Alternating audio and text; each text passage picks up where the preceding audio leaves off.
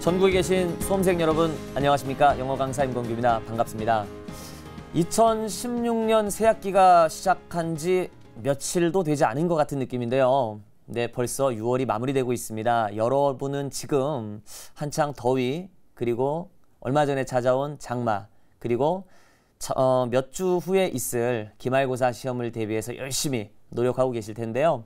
하루하루 바쁜 일정을 소화하는 과정에서도 우리가 한 가지 놓치지 말아야 될 것, 바로 공부의 효율성 문제입니다. 그래서 이렇게 바쁜 시간을 알차고 효율적으로 공부하기 위해서 선생님은 지금 우리 학생들의 현재 학업 성적, 현재 자기의 수준을 명확히 확인하고 그에 맞는 가장 효과적이고 효율적인 학업 계획을 수립하는 것이 매우 중요하다고 생각합니다. 그래서 오늘은요, 선생님은 여러분과 함께 지난 6월 모의평가 영어 영역 시험을 다시 한번 분석해 보고요. 그것에 맞는 우리의 적절한 학업 계획을 세우는 것을 도와드릴 계획입니다. 예, 오늘 강의는요, 1부와 2부로 나누어 진행할 텐데요. 먼저 1부에서는요, 지난 시험에 대한 총평 해보고요. 그리고 난이도를 문제 유형에 따라 분석을 한 다음에 어떻게 시험을 푸는 것이 가장 시간 관리하기 좋았을까? 다시 말씀드려서 가장 효율적인 시간관리 요령에 대해서 살펴볼 계획입니다. 자, 그러면 TBS 기적의 TV 상담받고 대학 가자 2017학년도 수능 대비 6월 모의평가 분석 영어 영역 지금 시작하겠습니다.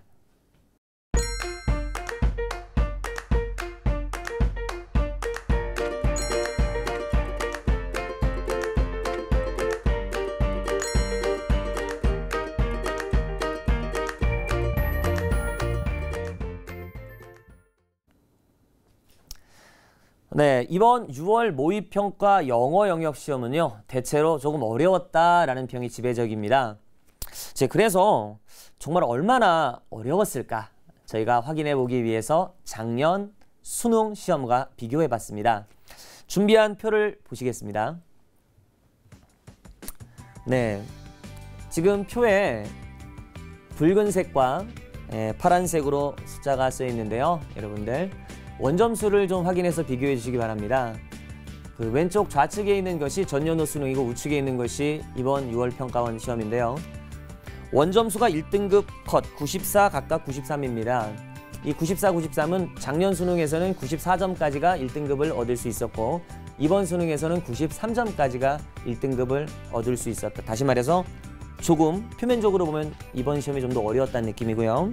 2등급도 마찬가지, 3등급도 마찬가지, 4, 5등급 역시나 이번 모의평가가 지난 수능보다 등급 컷이 조금 내려갔습니다. 그래서 표면적으로만 보면은 되게 어려운 시험이었다 이렇게 말씀드릴 수 있는데요. 조금 우리가 보정을 하자면 6월 평가원이랑 9월 그리고 실제 수능 시험은요, 시험을 치르는 군이 조금 다릅니다. 졸업자, 다시 말해 재수, 삼수, 사수생들이요, 9월 수능에 좀 더 많이 몰려요. 그렇게 몰리고 나면 점수가 조금 보정되는 건 맞습니다. 그렇겠죠? 그렇다 하더라도 지난 수능이 조금 어려웠다라는 걸 감안을 하면 그것과 비슷하거나 좀 더 낮은 원점수를 가지고 있는 이번 6월 평가원 모의고사가 그래도 조금은 체감상 어렵지 않았느냐라는 생각을 좀 해봅니다. 네, 그리고 이어서 이번 문제의 구성과 난이도를 한번 살펴보겠습니다. 표를 한번 보시겠습니다. 먼저 여러분 잘 아시다시피 1번에서 17번 문제는 듣기평가고요.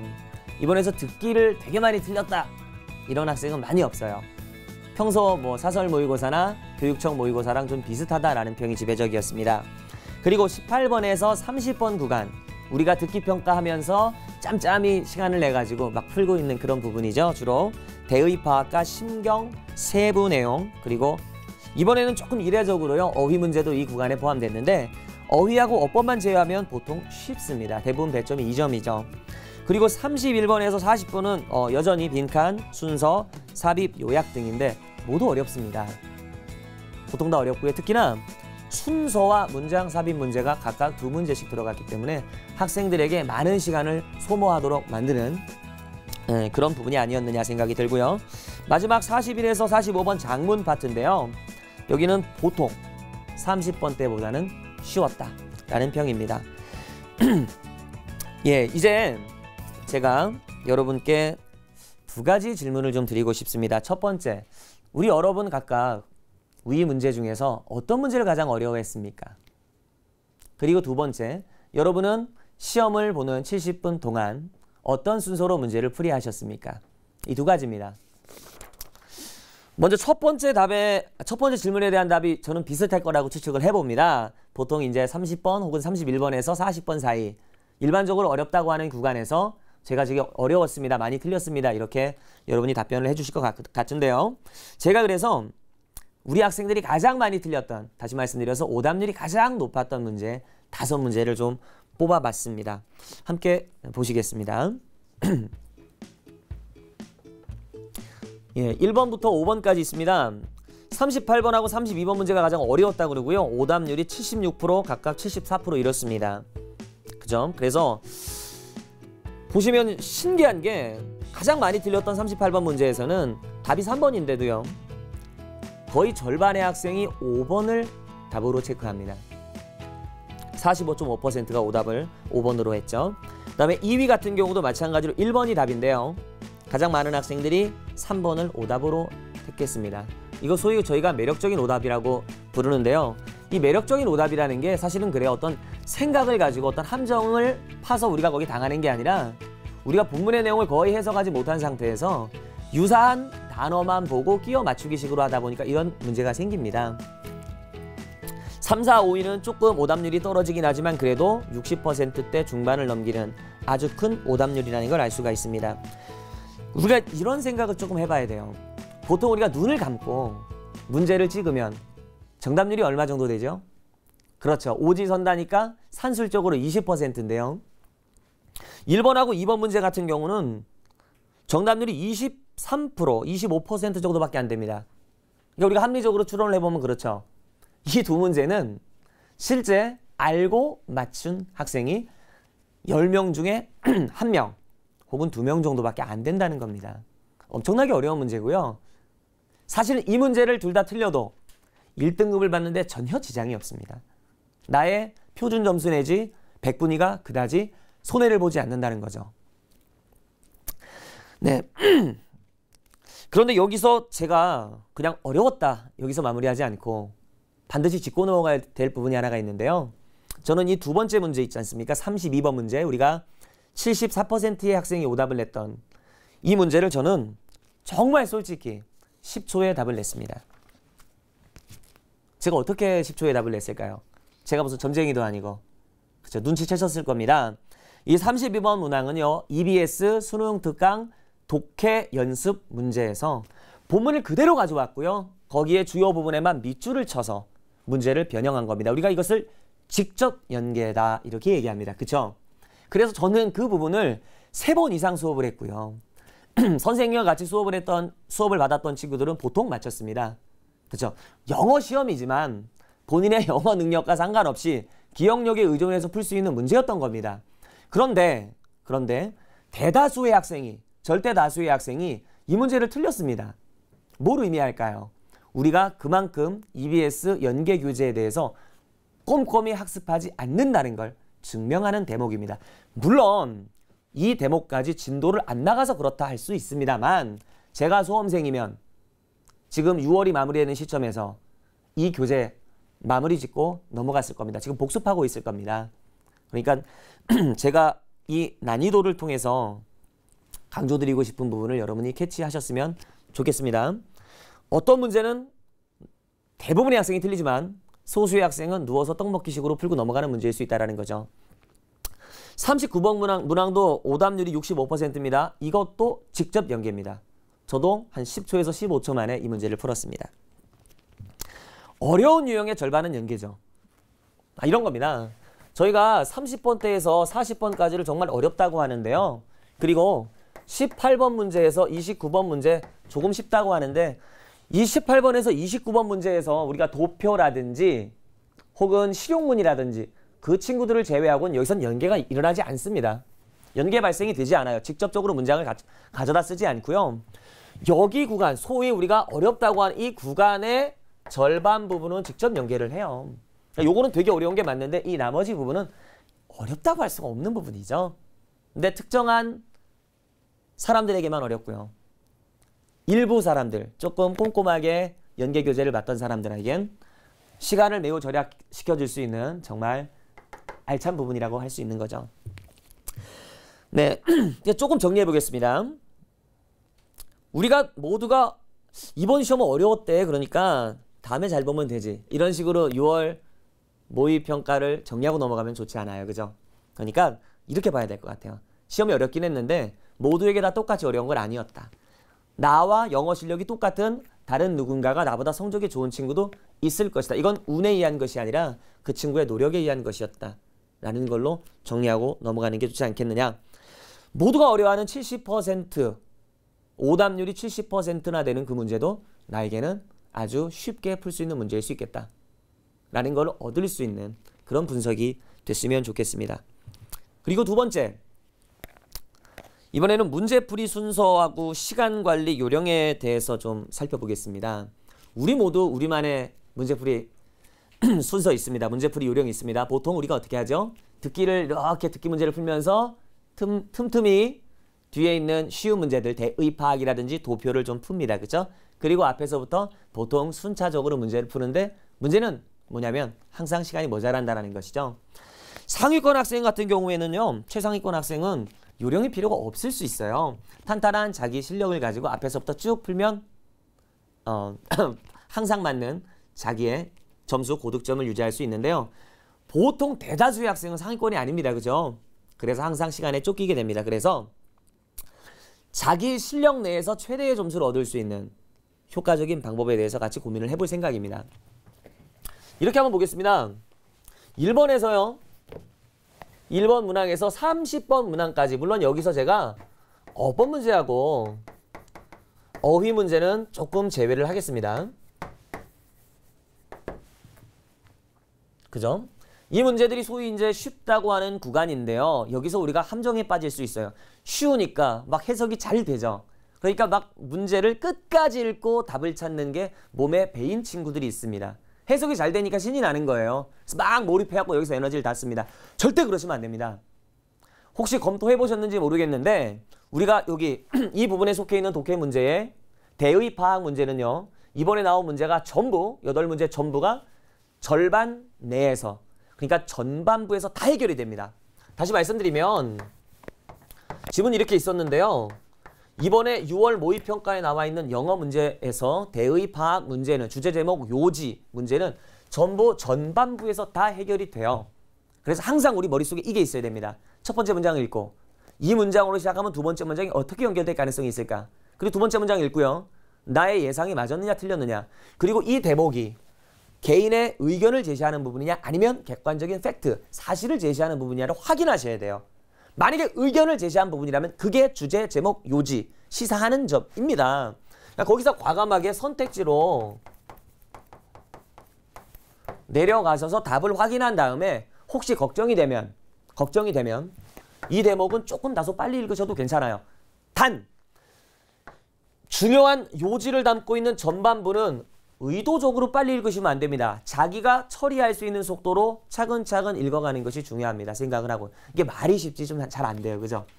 근데 평소에 모의평가나 아니면 교육적 모의고사 때 이걸 연습하지 않으면 실전에서 연습하기가 정말 힘들어요. 실전에서 적용이 안 된다고 보셔야 돼요.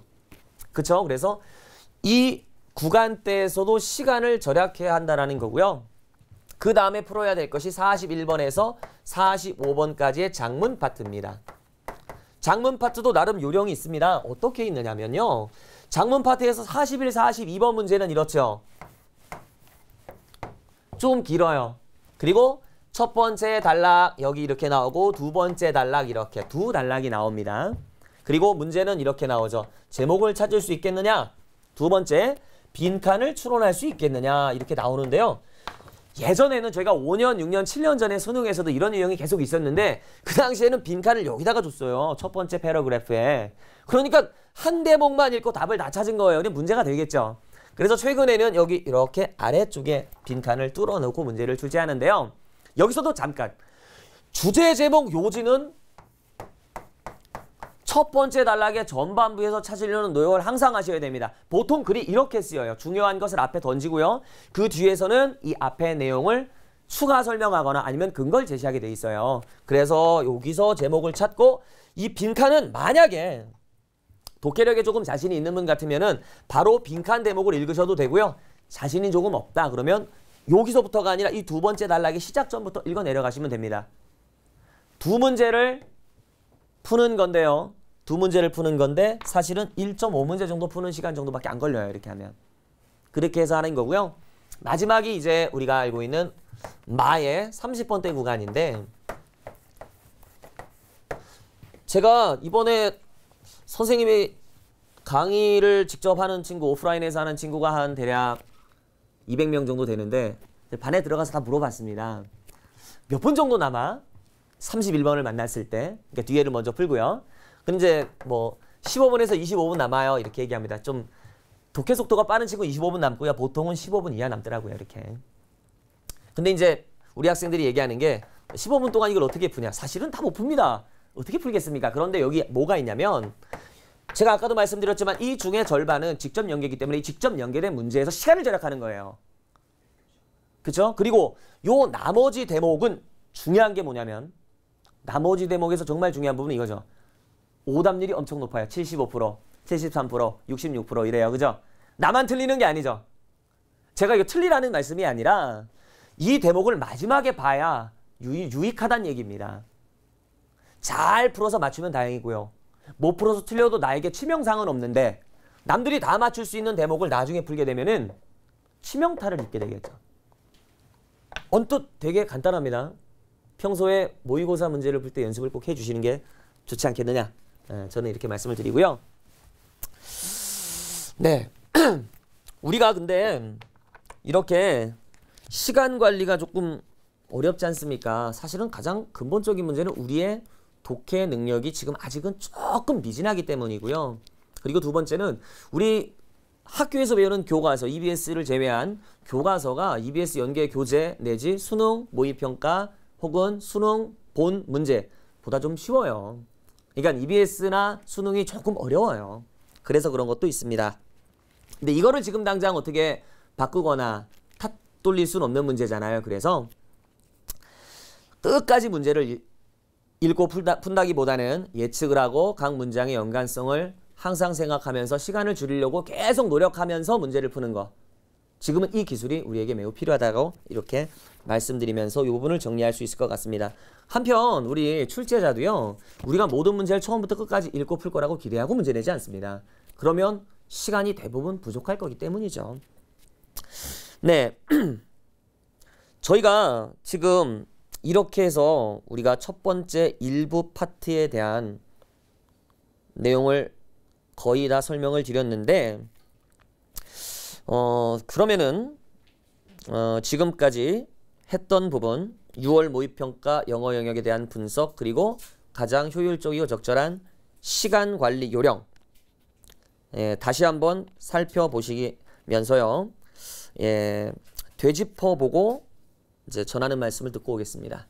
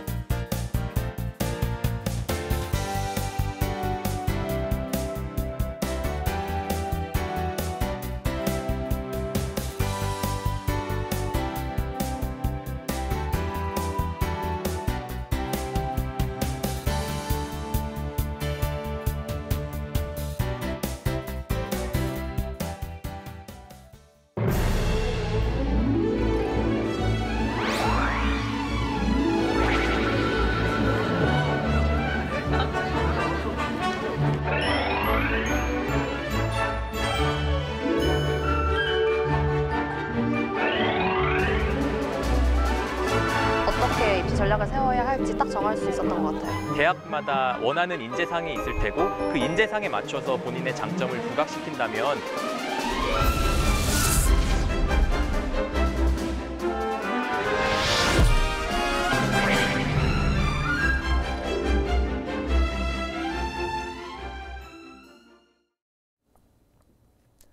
네, 이제 4개월 남은 수능.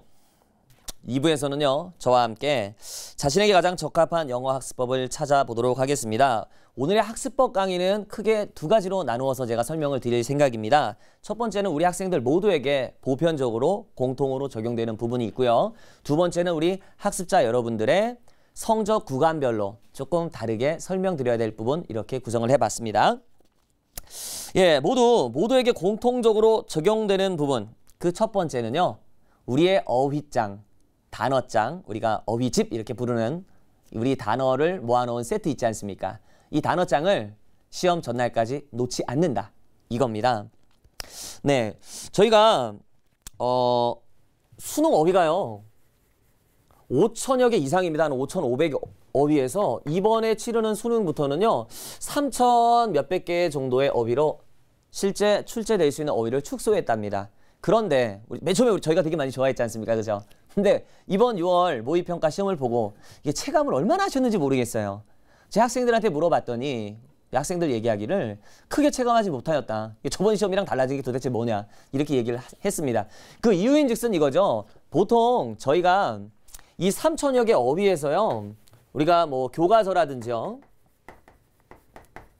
EBS에서 나와 있는 EBS 연계교재에 있는 단어들이 이 안에 거의 다 들어가 있습니다. 그리고 이 안에 안 나와 있는 단어들은 밑에 각주로 추가 설명을 달아놓은 상태예요. 그러니까 당연히 예전하고 큰 체감을 못 느끼는 게 정상입니다.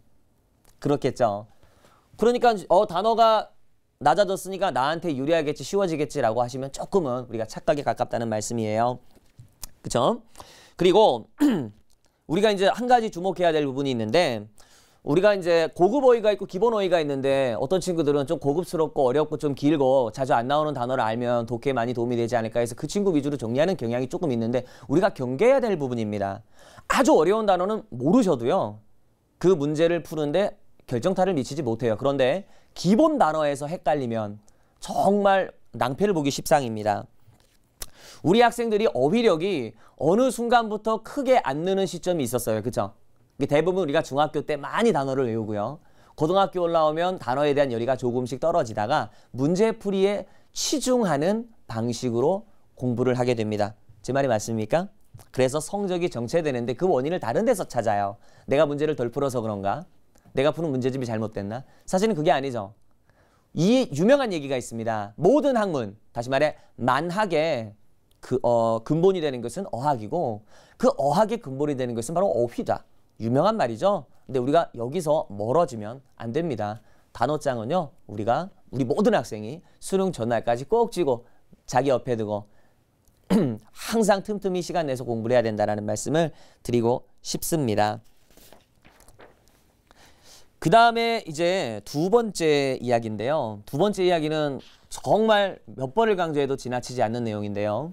우리가 어디에 빠지지 말아야 되느냐면 모모 특강. 그죠? 이런 데 유의해야 됩니다. 대표적으로 어떤 특강이 있죠?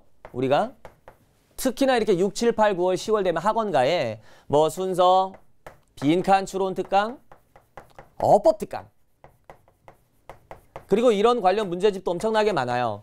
그래서 우리가 이러죠. 내가 보통 이 문제 유형을 틀리니까 이 문제 유형을 압축적으로, 집약적으로, 아주 농축적으로 풀면 나의 성적이 많이 올라가지 않을까? 누구나 이렇게 생각할 수 있어요. 그죠? 근데 이것은 우리가 증상만 보고 그 원인을 파악하지 못하는 것과 비슷한 것입니다. 이 친구들이 어려운 건 당연합니다. 왜 어렵냐면요, 이 친구들은 보다 보다 정확한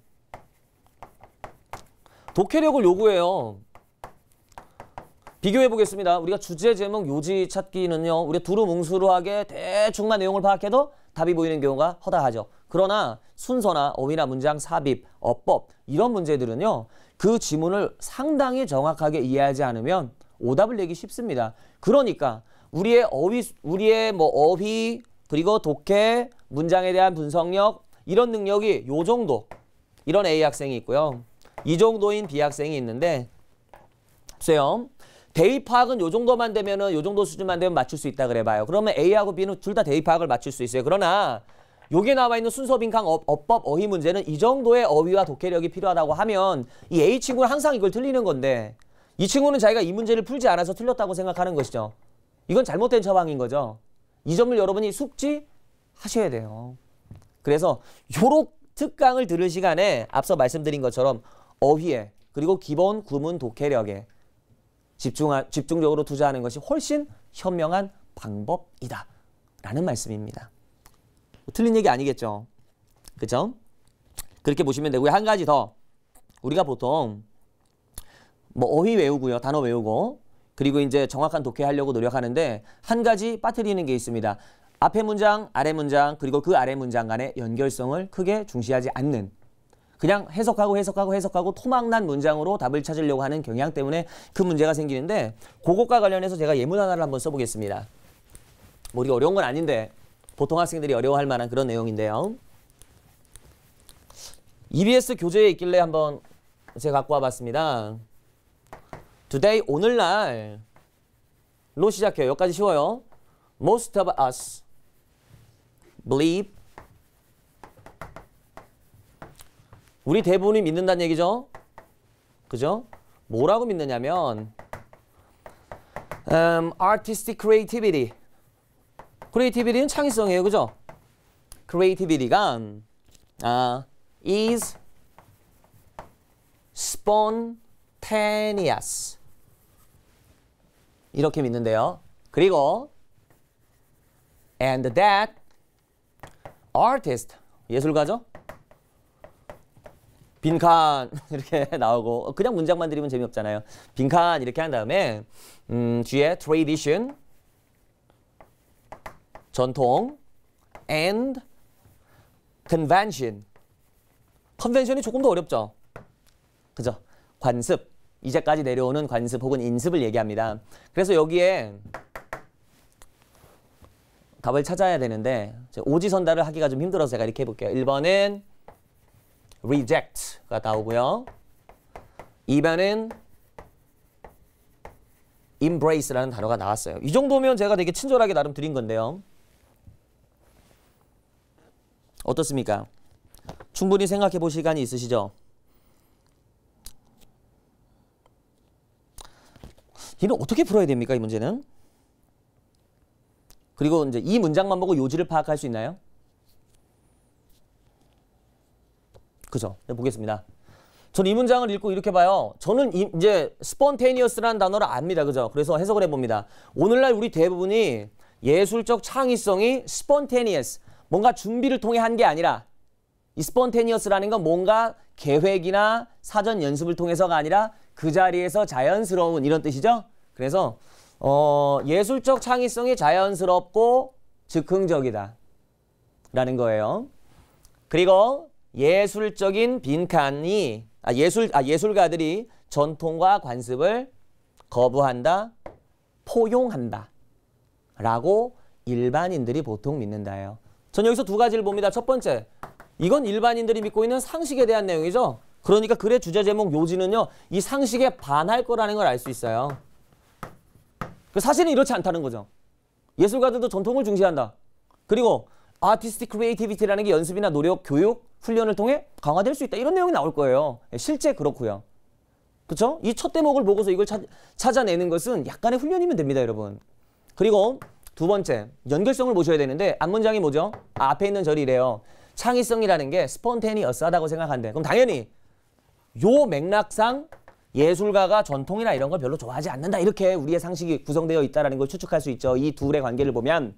그래서 답이 reject예요. embrace가 아니라. 그렇죠. 첫 문장을 보고 우리는 주제, 제목, 요지도 파악할 수 있고요. 빈칸에 있는 답도 찾을 수가 있어요. 이게 첫 문장인데요. 해당 단원의 문단의 첫 문장인데 얼마나 쉽게 풉니까? 근데 요게 이런 문제가 선생님처럼 지금 풀이가 안 되고 처리가 안 되면 우리가 기본적인 어휘하고요. 구문 독해, 그리고 문장의 연결성을 보는 능력에 대해서 의심해야 된다는 겁니다. 특정 빈칸 문제만 푼다고 느는 게 아니라는 거죠. 전달됐습니까? 네, 좋아요. 그러니까 선생님은 다양한 유형의 문제를 고루 풀면서 아, 그래, 내가 이런 걸 해석할 수 있고 이건 못하는구나. 그리고 앞문장과 뒷문장은 이런 관계구나. 나는 이렇게 해석했는데 사실 답지는 이 해석과 좀 다르구나. 이거를 계속 확인해 줘야 된다는 얘기입니다. 되겠죠? 예, 요렇게 해가지고요. 선생님이 지금 두 가지 강조했죠. 뭐를 놓지 마라? 단어장은 놓지 말지어다. 그리고 두 번째, 특정 해당 유형의 문제만 고집하면 좋지 않다. 나의 약점을 보지 못한다. 그렇게 얘기했습니다. 되겠죠?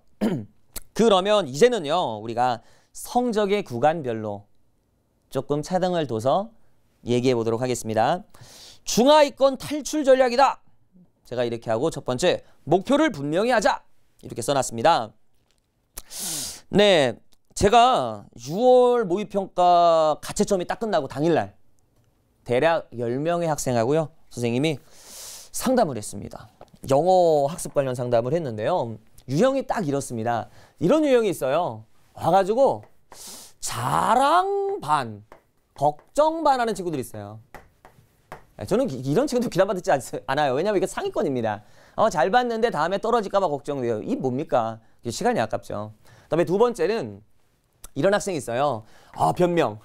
제가 이건 맞출 수 있었는데 이래서 틀렸습니다. 좀 실수를 많이 한 친구죠. 중상위권 내지 중위권 친구예요. 변명과 그리고 새로운 다짐. 제가 앞으로는 이렇게 하겠습니다. 이렇게 다짐하고요. 이 세 번째, 저는 여기가 좀 제일 마음이 가는데요. 거의 뭐라고 해야 돼요? 그 신앙 고백 말고 우리 뭐라 그러죠? 우리 고해성사라 그러나? 고해성사 비슷하게 얘기하는 친구들이 있어요. 제가 이제까지 저의 영어 학습사는 이렇습니다. 제가 영어의 학습의 역사가 이래요. 옛날에 너무 못해갖고 지금 너무 죄송하고 이 점수 맞아서 선생님한테 너무 죄송합니다. 저한테 죄송할 부분이 아닌데 그죠? 예, 본인이 그냥 앞으로 잘해야지 하면 되는데 되게 미안해하고 제가 지은 죄가 많아서 뭐 이런 식으로 얘기를 합니다. 예, 그래서 이 친구들 보는데 근데 이 친구들이 또 그래요. 현실적인 목표를 가진 친구들이 있고요. 현실적인 목표가 없는 친구들로 또 나뉩니다. 현실적인 목표를 가진 친구들은 자기가 가령 우리 이번에 점수 50점, 보통 요 친구들은 50점에서 60점대입니다. 50점 맞은 친구가 우리에게 와서 조언을 구한다고 한번 생각해봐요. 당장 여러분 앞에 50점 맞은 친구가 왔어요. 이제 4개월 남았는데 물리적으로 시간이 정말 부족한데 어떻게 하면 좋을까? 이렇게 얘기를 했다고 칩시다. 어떻게 하시겠습니까? 단어 외우고 구문 독해하고 EBS 연결교재 열심히 해라. 이 친구는 절대적으로 우리가 필요한 교재를 다 볼 수가 없거든요. 그렇죠? 그래서 저는 이 친구들을 분류를 해요. 우리 학생의 목표 대학은 어디예요? 무슨 과를 가고 싶어요?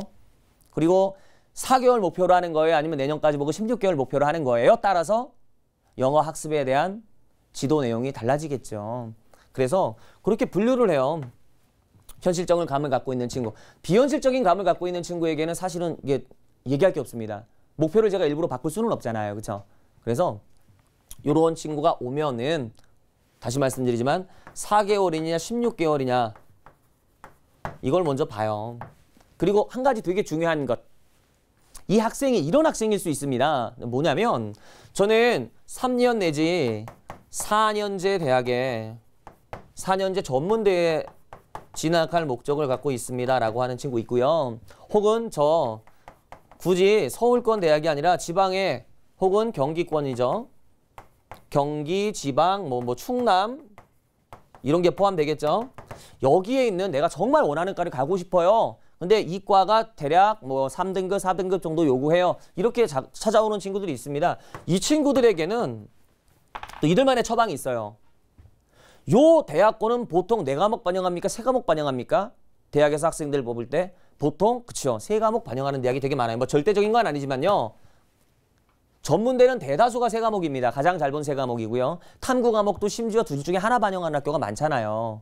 그러니까 국영수 중에서 영어에 조금 자기가 자신이 있다면 국영수 중에 2개는 해야 되니까 영어를 하루에 저는 5시간 이상 해야 된다라고 이렇게 얘기를 해요.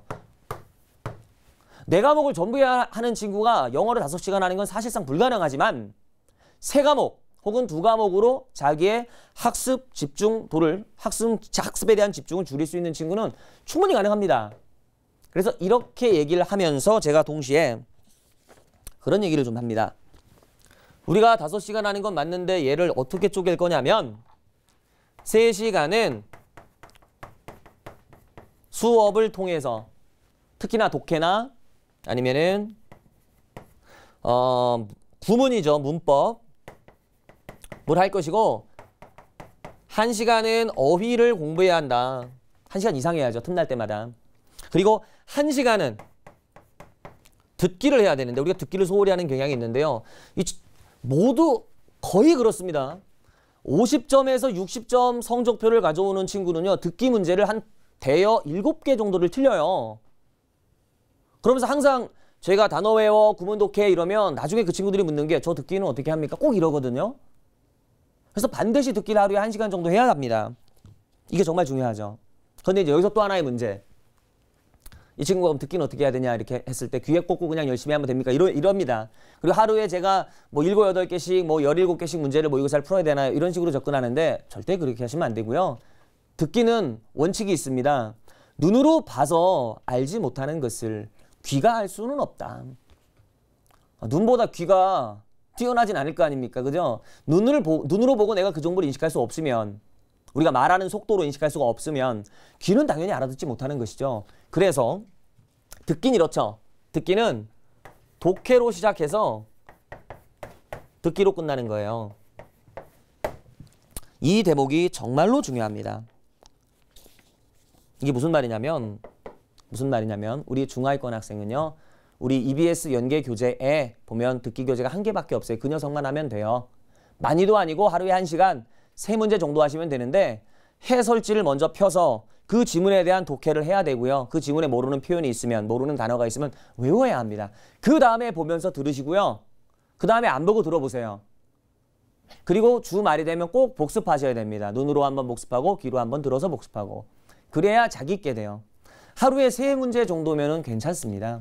6개, 7개 많아서 못합니다. 그죠? 그리고 좀 정리가 되고 있죠? 여러분. 이게 중요해요. 어떤 친구가 저한테 그런 질문을 합니다. 아니 내가 어떤 책을 봤는데 그 친구가 무슨 뭐 막노동부터 시작해가지고 1년 만에 무슨 뭐 S대학교를 갔다 서울에 있는 유명한 S대학교를 갔다는데 그 사람 얘기로는 자습이 하루에 10시간은 필요하다 하더라. 나도 그래야 되는 것이 아니냐. 이러한 어떤 입지전적인 인물의 사례를 자기가 동일시해요. 그죠? 그러면서 저도 10시간 정도 해야 되니까 수업을 안 듣겠습니다. 이런 친구들이 있는데요. 우리 한번 냉정하게 생각해 봅시다. 점수가 지금 낮은, 지금 막 시작 단계에 있는 학생은요. 많은 정보가 필요한데 혼자 그 정보를 얻는 것보다 강의를 들으면서 자기가 정리하는 게 훨씬 빨라요. 최상위권 학생 같으면은 그렇지 않겠지만 그 친구는 자습을 많이 하는 게 좋아요. 그죠? 이미 정보를 많이 알고 있으니까. 근데 새로운 정보에 목말라야 할 상황이기 때문에 수업을 듣고 정리하는 것이 옳습니다. 그래서 제가 5시간 중에 수업을 3개 그리고 나머지 자습 시간은 정리와 어휘, 듣기 이렇게 한 거죠. 그렇게 이해하시면 좋을 것 같습니다. 그리고 요 얘기도 또 우리 중하위권 학생들에게 말씀을 드리고 싶은데요. 이 수업 3시간 이상 듣는데 가끔 이런 경우 있어요. 학교에서 하는 게 나에게 너무 어렵다 솔직히. 학원에서 강의를 들었는데 한마디도 못 알아듣겠다. 그러면 담당 교사와 상담을 해서 자기에게 지금 가장 중요하고 시급한 강의를 찾아 들어야 합니다. 변경해 줘야 되는 거예요. 그 점도 꼭 알고 계시면 좋겠다. 주말에 복습을 다시 해야 된다는 건 거듭 강조해도 지나침이 없겠죠. 꼭 숙지하시고요. 그 다음에 단어 얘기를 또 한번 해야 돼요. 우리 중하위권 학생들에게. 저는 그냥 뭐 단어를 생활화해라 이런 약한 표현으로는 안 될 것 같아서 이렇게 얘기하겠습니다.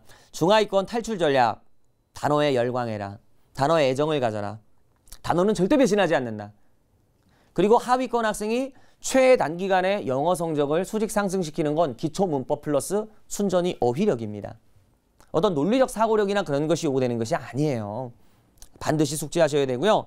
지금에 맞는 단어장을 선택하셔야 된다는 점 말씀드릴게요. 가끔 이런 친구도 있어요. 영어 공부를 안 해봤으니까 토익 단어장을 갖고 와요. 탭스 단어장을 갖고 오고요. 토플 단어장을 갖고 와서 이 단어가 많으니까 이걸 외우고 싶다. 의지는 좋습니다. 좋아요. 근데 효과적이진 않고요. 효율적이지도 못할 겁니다.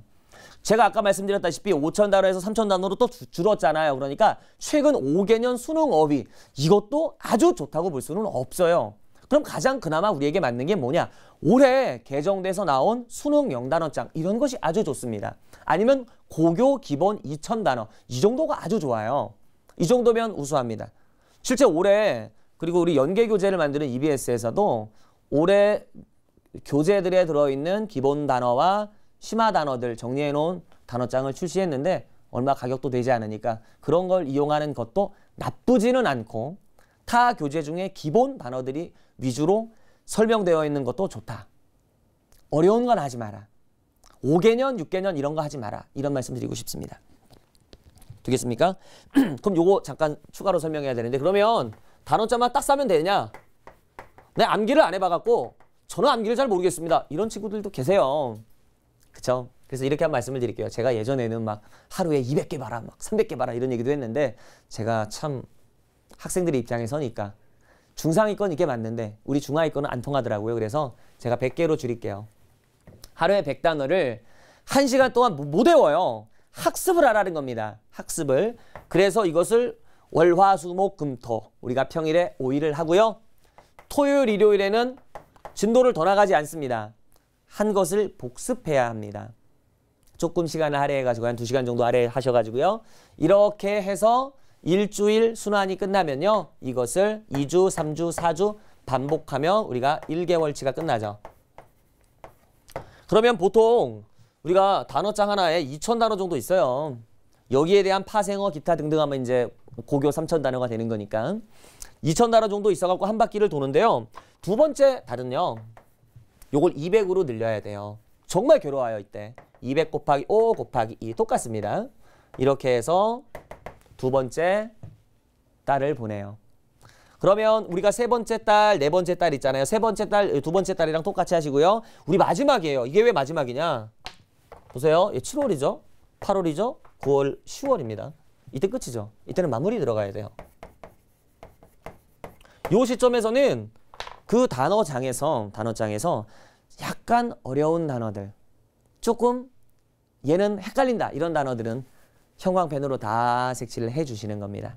전부 꼼꼼하게 색칠을 한 다음에 그 녀석을 압축해서 나만의 단어장을 또 만드는 거예요. 그렇게 해서 수능 전날까지 보고 또 보면 확실히 좋아지는데 여기가 7월에서 8월 요때까지가 참 힘든데 이 구간만 지나면 잔잔한 기쁨을 맛볼 수 있을 거라고 저는 약속을 좀 드리겠습니다. 이렇게 해가지고요.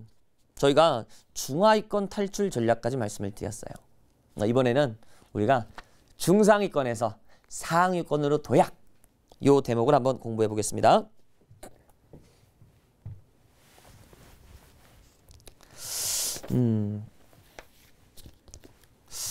예, 중상위권에서 상위권으로 도약하기.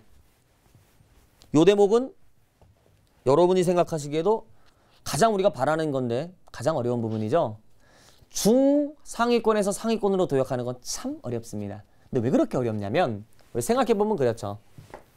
우리가 소위 상위권이라는 친구 여기 이 피라미드의 꼭대기에 몰려있는데 여기 있는 중상위권들이 일로 올라가려면 여기서 누가 바톤 터치를 해줘야 되잖아요. 그렇잖아요. 근데 내가 성적을 단지 올린다고 되는 문제가 아니라 이 친구도 성적을 올리면 제가 올린 게 무의미해져요. 상대평가입니다. 절대평가가 아니라. 그래서 중상위권이 상위권으로 올라가는 데는 이런 첫 번째 구조적인 어려움이 있고 두 번째는 이런 구조적인 문제가 있고요. 두 번째 이런 문제가 있을 것 같아요. 상위권과 열의 면에서 혹은 학습 동기 면에서 어이구 큰일 날 뻔했네요. 차이가 있는 경우가 좀 있습니다. 그런 거 있잖아요. 반에서 1등 하는 애가 있는데 걔가 우리 반에서 제일 열심히 또 해요. 얼마나 참 보기 싫어, 그죠? 근데 그런 친구 따라가기가 되게 힘들죠. 그런데 요 케이스 말고 열의는 있어요. 노력도 해요. 그죠? 그런 친구는 뭐가 문제죠? 방법상의 문제가 있죠. 그래서 저희는 뭐 열의의 문제 열심히 해야 된다 이런 얘기 뭐 해도 크게 소용없으니까 이 방법상의 문제를 조금 얘기를 해보겠습니다. 이 점을 짚어볼게요. 우리가 어떤 방법을 좀 합니까? 우리 중상위권 학생들. 중상위권 학생들의 모델이 누가 되죠? 그렇죠. 상위권 학생 모델이 되죠. 그래서 우리가 이거는 괜찮아요. 우리 상위권 학생들이 갖고 있는 열의, 준비성, 어떤 체계성, 그리고 목표의식, 이걸 본받는 건 참 좋습니다. 그런데 우리가 이러면 안 되죠. 상위권 학생들의 그림자 쫓기만 하고 있으면 안 되는 거예요. 무슨 얘기냐? 저 학생이 기출문제를 되게 열심히 풀어요. 특정 교재, 특정 출판사의 특정 교재를 되게 열심히 풀고 특정 학원의 특정 선생님 수업을 열심히 듣습니다. 그 친구를 따라가는 거죠. 졸졸졸. 이 그림자를 받는 거죠. 근데 그게 본인한테 크게 도움이 안 된다는 걸 조금만 생각하면 알 수 있어요. 왜냐하면 그 상위권 친구하고 우리는요. 지금 뭐가 다르죠? 어휘력 달라요. 구문에 대한 이해력 다릅니다. 그죠? 그리고 이제까지 봐왔던 영어 지문의 숫자도 다르죠. 많이 달라요. 우리가 지금 상태가. 지금 준비된 상태가 조금 다릅니다. 그러니까 자기한테 맞는 식으로 공부를 해야 되고요. 내가 가지고 있는 약점을 자꾸 들춰가지고 그걸 보완하고 해야 되는데 우리가 문제만 푼다라는 그런 것이 좀 있습니다. 그렇죠? 그래서 저는 우리 학생들 문제를 내가 이런 문제가 있구나라는 걸 자기가 확인을 해야 되기 때문에 우리 학생들에게 이 점을 말씀드리고 싶어요. 우리 형광펜을 한번 들어보자. 딱 형광펜을 드시고 다른 것도 아니고 이번에 풀었던 6월 평가원 문제집을 펼치세요. 그 다음에 우리가 앞에 문제는 좀 됐고요. 30번부터 우리 40번까지 이 11문제를 잘 보시고 내가 아예 몰랐던 단어 붉은색으로 칠하시고요. 보긴 봤는데 헷갈린다. 바로 뜻이 머릿속에 떠오르지 않는다라는 것은 노란색으로 한번 체크를 해보시면 제가 무슨 말씀을 드리고 싶은지 압니다. 정말 많은 학생들이 놀라더라고요. 제가 이번에 200명 학생에게 시켜봤습니다. 부탁을 했는데 학생들이 모두 하는 말이 이 정도인지 몰랐다 자기가. 내가 이 정도 맞고 이 정도 어휘력으로 어떻게 85점 맞았는지 어떻게 83점 맞았는지 이해할 수가 없다. 본인도 아는 거죠. 내가 정확히 알아서 문제를 푸는 게 아니구나. 정말 뒷걸음 치다가 개구리 잡는 식으로 문제를 풀었구나라는 걸 확인을 할 수가 있다는 겁니다. 요거 한번 볼까요?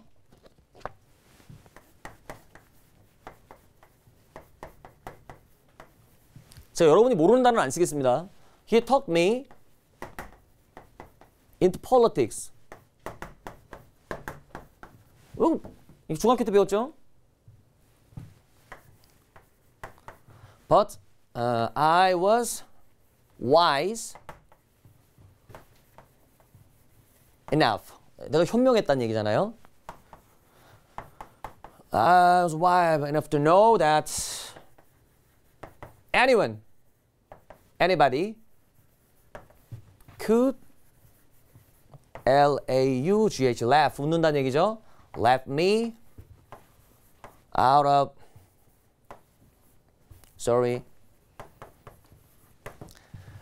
the sea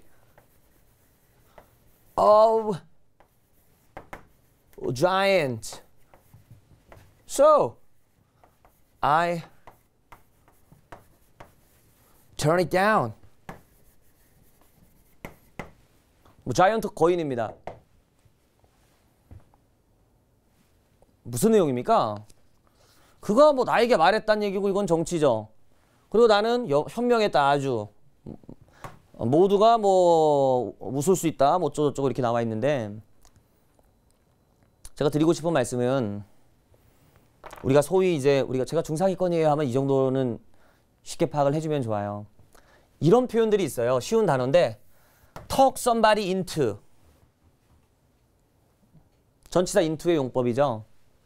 토크는 기본적으로 말을 거는 건데 정치 쪽으로 말을 거는 거예요. 그러니까 나한테 설득해서 정치에 입문하라는 거죠. 그러니까 그가 나에게 와갖고 너 정치 한번 해볼래? 이렇게 얘기한 거예요. 정치 해봐라. 정치 괜찮다. 이렇게 설득한 거죠. 그래서 이거 persuade로 해석하면 좋고요.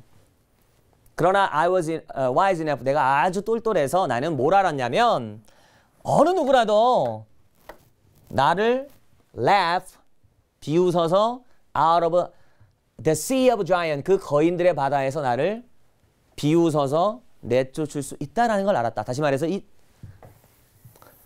맥락상 이게 정치죠. 정치계. 어느 누구라도 콧방귀 끼면 나는 정치에서 물러날 만한 사람이라는 거 내가 안다. 그래서 내가 거절했다. 이 얘기잖아. 그죠? 그래요? 요 정도 지문은 우리가 평소에 독해하시다가 독해하시다가 나오는 어휘들 정리하면서 충분히 파악할 수가 있다는 겁니다. 그렇겠죠? 그래서 이제 어휘를 내가 정말 잘 봐야 되는구나. 이걸 절감해 줘야 돼요. 그 다음에 두 번째, 이제 좀 빠르게 정리해 볼게요, 여러분들. EBS 연계교재를 푸는 게 좋아요? 아니면은 뭐 연계교재 한 번만 딱 풀고 외부교재 그리고 역대 기출문제 푸는 게 현명합니까? 우리 중상위권에 한정해서 말을 한번 해봅시다. 이러는 친구들이 있어요. 문제 한번 풀어봤더니 두 번 보려고 그러니까 이거 내용을 아는데 뭐하러 또 보냐. 그래서 그냥 다른 문제 풀게요. 이런 친구 정말 많습니다. 이미 풀었던 거기 때문에 하기 싫다는 거거든요. 참 어리석다라는 생각이 들어요. 정말 어리석죠. 왜냐하면 이번 6월 모의평가에도 연계 문제가 많이 나왔는데 그거 맞췄습니까? 대충 본 거 같은데 못 맞추죠. 자기가 실력이 없어서 그런 게 아니라 자기가 게으르고 방법이 잘못돼서 그런 거잖아요. 여러분이 모자라서 그런 게 아니잖아요. 그 말씀을 드리고 싶은 겁니다. 그래서 최상위권은 어떻게 하냐면요. EBS 교재를 한 번 다 풀고요. 지금쯤이면 두 번째 교재까지 다 풀어요. 이번에는 독해가 총 세 교재인데 두 번째 교재를 지금쯤이면 다 풀어놨습니다. 보통. 그리고 막 복습을 해요. 두 번, 세 번. 우리도 그렇게 해야죠. 자기 옆에 있는 아주 영어를 잘하는 학생이 타 교재를 한다고 해서 선뜻 거기에 발을 들이시면 곤란합니다. 수능 보기 전날까지 최소 3번 이상은 복습을 해야 우리가 쉽게 연계 출제된 문제를 맞출 수가 있어요. 그리고 지문 자체가 EBS가 가장 우수합니다. 그나마 제 개인적인 생각으로는 아주 우수한 교재들 사이에 항상 있어요. 그렇기 때문에 현명한 선택은 연계 교재 내에 머물러서 그 친구들을 많이 학습하고 정말 3번, 4번, 5번 봤으면 그 다음에 옮기는 것이 현명하지 않겠느냐. 그 얘기도 드리고 싶습니다. 작년에 수능이 연계가 많이 됐습니까? 안 됐습니까? 인터넷 기사 검색하지 마시고요. 인터넷 기사 보면 체감이 안 된다. 많이 연계된 것 같지 않다라고 말하는데 저는 풀고 놀랐습니다. 와, 우리 학생들 정말 잘 받겠다. 왜냐하면 저는 각 문장을요, 각 지문을 5번 이상 다 강의를 했거든요. 보면 답이 바로 나왔어요. 그렇기 때문에 이걸 체감을 못했다니 얼마나 부족한 수업 공부를 했겠느냐라는 생각을 한 거죠. 이제 마지막으로 마무리로 상위권 굳히기 한번 들어가겠습니다. 상위권은 이렇게 말하면 좋을 것 같아요. 1등급은 불변한다. 이건 틀린 진술이죠. 이렇게 수정하면 됩니다. 노력하는 1등급은 불변한다. 우리가 1등급을 계속 평소에 유지하다가 수능날 2, 3으로 떨어지는 케이스는 이런 케이스예요. 어떠냐? 우리가 재수생, 3수생, 4수생, 다시 말해 졸업생들이 14만 명 이상 들어오거든요. 그중에 1만 명은 최상위권이에요. 그렇기 때문에 자기가 밀리는 겁니다. 그 경쟁에서 살아남기 위해서 지금 했던 대로 혹은 지금 했던 거 이상으로 꾸준히 공부를 해야 된다는 것이에요. 되게 심플하죠. 그리고 단어를 조금 더 확충해서 자기만의 단어장을, 알토란 같은 단어장을 만드실 거를 추천을 드리고요. 그리고 7월 말에 여러분은 수능 완성까지 모든 교재를 끝내시고 수능 보기 전까지 모든 EBS 연계 교재를 최소한 5회독 이상 하시고 그러면서 동시에 시중 교재와 역대 기출문제 등을 섭렵하시길 제가 부탁을 드리겠습니다. 그리고 마지막으로 정확한 해석 능력을 높이기 위해서 맞춤 문제도 답지를 확인하는 것, 답지를 통해서 자기의 정확성을 확인하는 것까지 추천을 드리겠습니다. 이렇게 해가지고요. 지금까지 6월 모의평가 이후에 성적 구간별로 개인의 맞춤 학습법을 설명드렸습니다. 강의를 마무리하기에 앞서서 지금까지 강의한 내용 한번 짚어봤고요. 요약된 내용을 다시 한번 살펴보도록 하겠습니다.